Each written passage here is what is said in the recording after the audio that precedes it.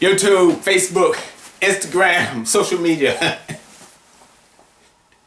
It's Mr. Hubbard again, the home inspector. The home inspector, looking like that? Yes. Well, okay, hold on. We'll get started.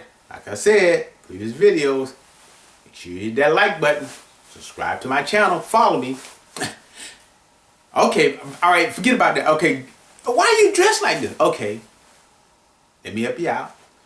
This is the month of November. During the month of November, we celebrate what we call Veterans Day. Moi is a veteran. 20 years, 6 months, 2 days. All right. Military, cool. How do the military and the veterans in this video how are you relating this to real estate agents? I'm glad you asked. Let me help you out. 20 years of being in the military, we have a lot of sayings. We got all kind of, ho and all that good stuff. But one particular saying that I can relate to the real estate agents, and that saying is, stay in your lane. Private, stay in your lane. Sergeant, you need to stay in your lane. Ma'am, stay in your lane. That's enlisted stuff. That's our lane. Officer side, stay in your lane. Okay, stay in your lane. Well, okay, what do you mean? How's that pertaining to real estate agents? Okay, I'm glad you asked. Let me paint the picture for you. You got a buyer. They got the inspection schedule. We come out, we do the inspection, and we write up what we call an inspection report. Now, for me, I can't say I don't know all the inspectors, how they do their business, whatever. But for me, I'll tell you how I conduct my business. I do the inspection. Once I do the inspection, then I go over and I talk to the buyer at the property, at the house, and just explain what's going to happen next. I'm going to type a report up. You're going to get a report emailed out to you. Inside the inspection report is going to have a lot of information. Do not let it scare you. Okay. But I will tell them the items that are going to be deficient in the report. And then I will explain it to them and I will show it to them. Okay. Big one. Garage auto reverse has lock installed. Needs to be disabled. All right. Come on, Ms. Hubbard. Help us out. Tell me, talk to me. All right. Let me help you out. Standard practice says any lock, chains, ropes, anything that is installed that have not been disabled is considered deficient. Well, why is it deficient? Okay, let me help you out. Garage, the motors that's on the ceiling that is connected to the door, when you hit the button, it pulls it open, you drive the car in. Cool, no problem. So, if you have a garage door that is closed and you have the remote control, the buttons to it in your vehicle, you're coming home from work and you're driving up to the garage, you hit that button and all of a sudden that door is not opening. You're like, what is going on? And you keep hitting the button is it the battery? You keep hitting the button, it's not opening.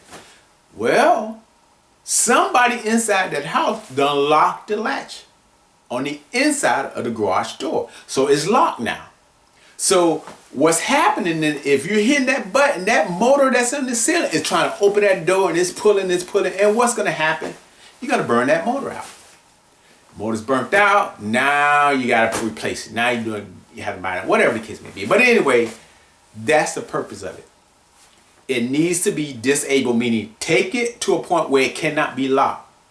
Sometimes builders tend to take it all the way out because that garage motor serves as your lock itself. You can't open it from the outside if that lock is on the ceiling is engaged. Okay, so that's why it's best to disable that lock. Now, if you go on vacation, then yes, you want to go on and use it, and you go on because you don't want nobody, using remotes or whatever to get into your garage. So yes, that's the time you want to use it. Okay, so let's get back. So you'll see this in the inspection report. The buyer will ask the agent, what is this about this garage lock needing to be disabled? Well, you know what? Don't worry about it. It's nothing. We just had to just tell the seller to do this. And the agent's now, the buyer is like, hey, wait, hold on. Just like that? Now the agent finna start figuring out, hey, what that comment that's in the report that says, oh, well, you know, it's not this and all. When the only thing she had to do was stay in her lane. If you have an inspection report and you need some clarification because the buyer asked a question, pick up the phone and say, hey, Mr. Hubbard, this is in the report. Is this something I need to be concerned with? Is this something that I don't understand? Is there a problem? Is this something we need to ask the seller to do? Once I start talking and the buyer's sitting there, bing, bing, bing, bells goes off. Oh, that's right. You did tell me that at the inspection. Yes, I totally forgot. Yes, you're right. You know what, Miss Real Estate Agent? Don't worry about it. He explained, I'm good. Don't worry about it. Okay, hang up. Too easy, right? Everything going on about their business, repairs and all that. Buyer close on the house. There has been too many times where you have real estate agents that's trying to answer the question of an inspector. And that's why I made this video titled, Stay in Your Lane. Real estate agents, stay in your lane. If you don't know something or need some clarification that you see in the report, call the inspector. Make it simple, make it easy on. You know, I think what it comes down to, I know the real estate agents want to, say, hey, we got it, we understand everything, hey, I can answer any question, even in the inspection, but oh, don't worry about it, all that again. But then when you get that buyer there, and they ask these questions, and you're trying to answer, and that's really not, now you fit to mess the whole transaction up. When the only thing you had to do, pick up the phone, call the inspector, ask, is it something that I need to be concerned with? Is it something easy? Is it something that we can have the seller do? Whatever the case may be. But the bottom line to it is, stay in your lane. Don't try to answer the question for the inspector. Make the call, squash a lot of that, and then go on with the next thing you got to do in the transaction.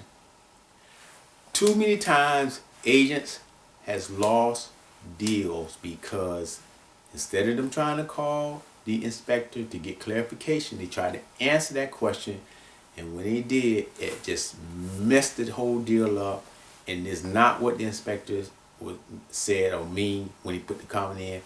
You know, added your spill to it. Now the buyer's confused. Now the whole thing is like, you know what? I'll step away. In the end, real estate agents, from the inspector, stay in your lane. This is Mr. Hubbard. Like this video, and please subscribe and follow me, because like I said in my previous videos, I got 17 years of doing this. I got a lot of stories to share with you all. Thanks for watching.